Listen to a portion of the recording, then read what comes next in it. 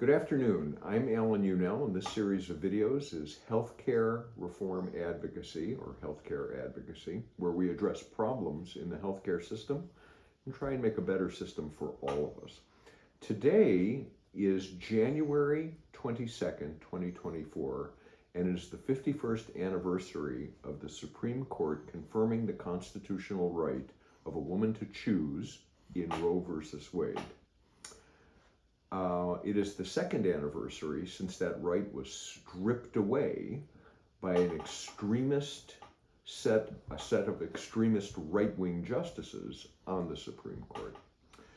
So let's mark this day and let's talk about it, because there are actions we can take to help restore those rights. Now, before we go too far, let me point out that down below in the description box will be a link to the Healthcare Advocacy newsletter, which is the text for today's video.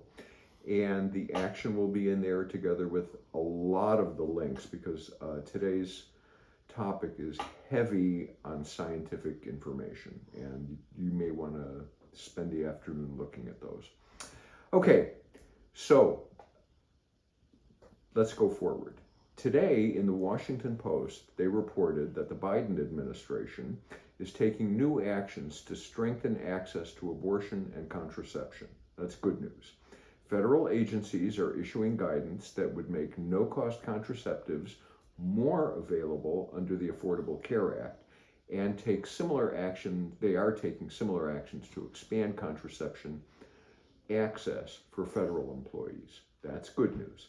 Health and Human Services Secretary Xavier Becerra also plans to send out a letter to health insurers reminding them of their obligation to provide no-cost contraceptives.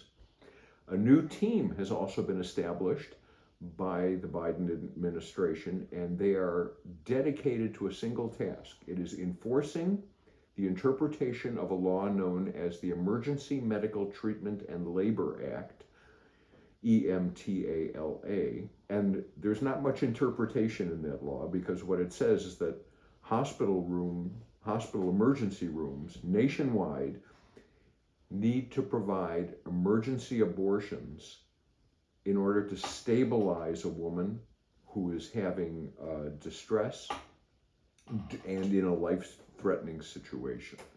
The reason I mention that is that the state of Texas has a case in court, we talked about this last week, where they think the Emergency Medical Act does not apply to them. Okay, before we go too far, I usually spend hours reading newsletters and reading studies and data and trying to come up with a short synopsis for us, like one action at a time or one problem at a time. But this weekend I ran into an opinion piece that was written by a physician. She's actually a teaching physician.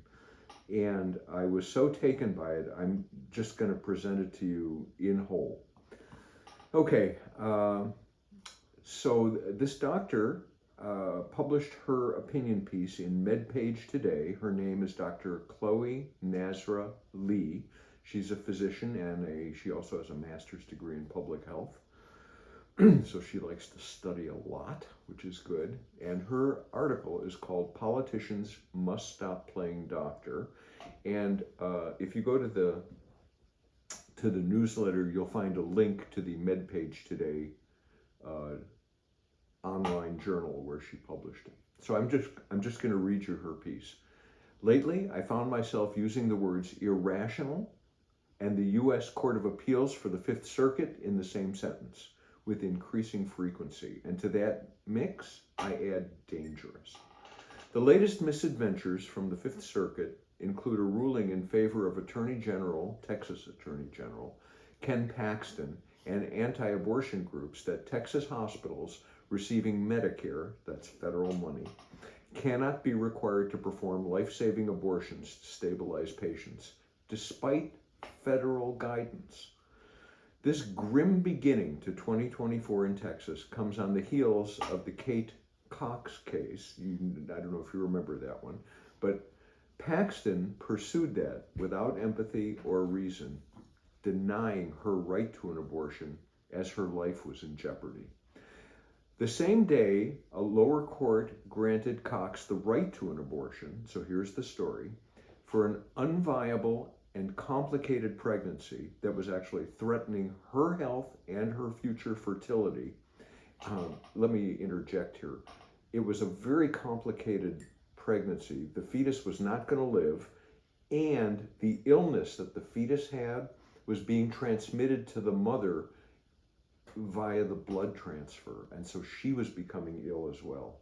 Paxton fought the decision that the lower court had authorized an abortion and intimidated physicians and hospitals with the threat that the ruling would not shield them from criminal charges for violating Texas abortion laws if they became involved in the Cox case. He was successful. In his argument, Paxton, the Texas Attorney General, belittled the original ruling and said, Judge Huerta Gamble is not medically qualified to make this determination. The irony, this is just me here, the irony is so gross here because it ignores his own lack of medical qualifications. Ha ha ha. Okay, anyway, continuing with the story, I see a couple of concerning themes here. The first is that the state of Texas has determined itself to be more qualified than trained physicians to practice medicine. Had Paxton genuinely been concerned with medical expertise, he would have respected the professional opinions of Cox's physicians and would not need to threaten them with litigation. The second is that Texas politicians' practice, and that's in quotes, of medicine is decidedly anti-ethical to the practice of medicine that I was taught. Our Hippocratic Oath succinctly distills into the phrase, first, do no harm. I do not see Paxton abiding by that credo, either in his challenge to federal guidelines or on EMTALA and emergency abortions, or in his efforts regarding Cox. Neither bullying patients by weaponizing the legal system against them, nor prioritizing personal ideology over scientific evidence are considered good medical care. Furthermore, denying an emergency abortion to a medically unstable patient who needs one is the exact opposite of preserving life, especially when the fetus carries a deadly condition. Ideology has governed the state of Texas's practice of public health as well as its practice of medicine.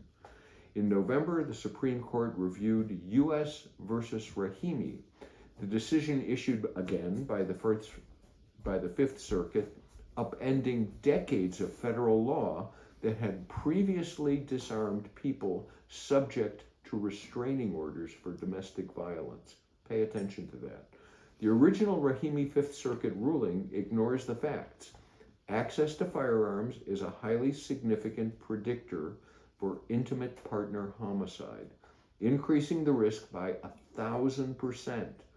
Furthermore, the children of abusive relationships are not exempt from abuse, and firearms are the leading cause of death among children in this country.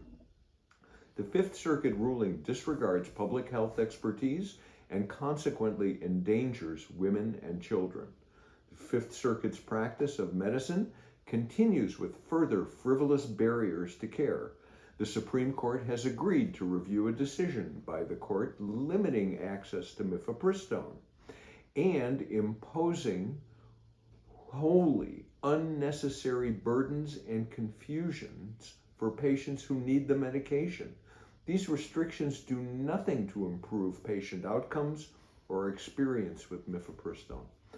As physicians, we can follow neither our ethics nor the appropriate standard of care if politicians flagrantly disrespect our training.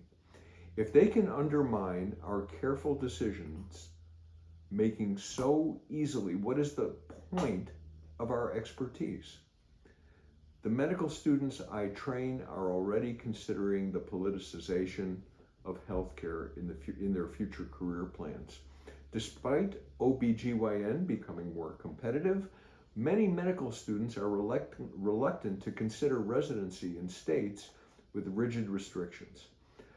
I'd like to train at an institution that teaches family planning, and I don't think I'll apply to an OBGYN residency program in states where there are restrictions or bans on abortion, said one of my third-year students, who is already a valuable asset to the medical team. If you drive away physicians with the threat of criminal charges when they don't practice according to your personal beliefs, they will not come to your state.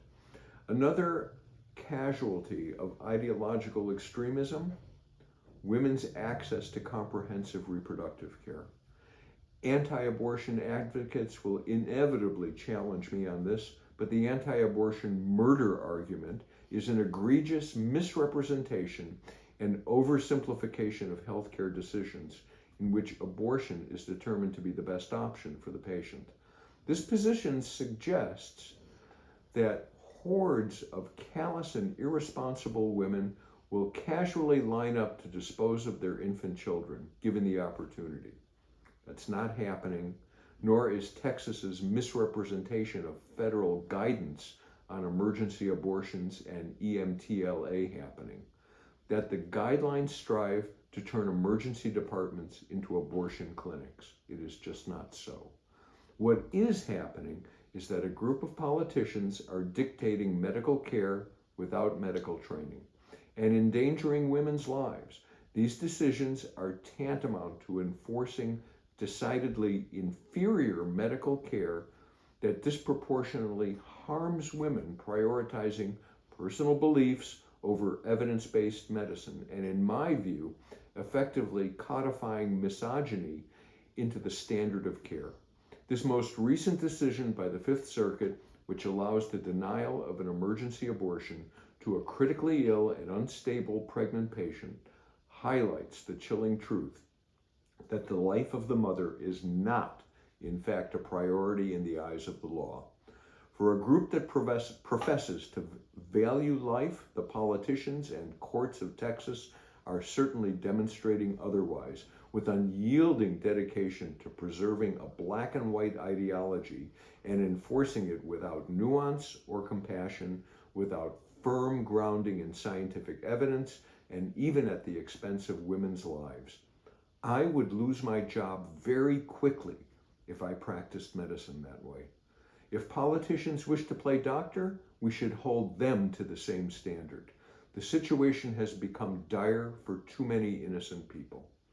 Okay, here's the summary. I know it was a long article. Politicians are trading women's lives for power.